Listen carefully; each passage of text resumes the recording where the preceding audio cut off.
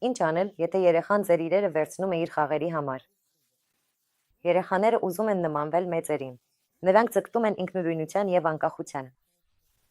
Այս տարիքում նրանք ակտիվորեն սովորում են մեծ լինել և ինքնուրույն լուծել խնդիրները։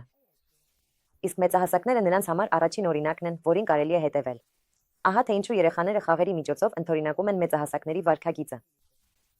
Երեխաները խաղի ընթացքում փորձում են նոր տերեր և հմտություններ։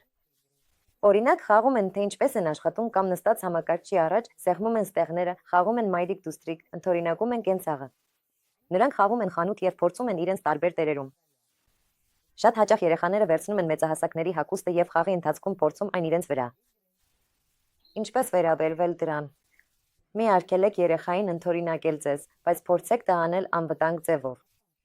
Այսինքն, իսկական համակարգիչը ավելի լավ է փոխարինել խաղալիք կամ հին, չաշխատող նոութբուքով։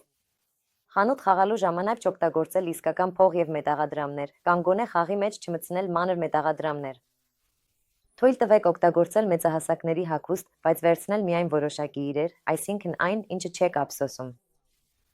Նման խաղեր կազմակերպելիս չի կարելի մոռանալ թույլատրելի սահմանների մասին։ Եվ այդ սահմանները պետք է անմիջապես հստակ նշել։ Իսկ դուստր-մայրիկ խաղը խորհուրդ եմ տալիս կազմակերպել խոհանոցում, իրական նյութերով։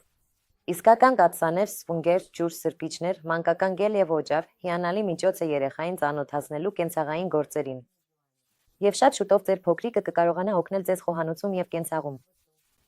Իսկ ծնողների հետ համատեղ խաղերը կդառնան մանկության կարևոր հիշողություն։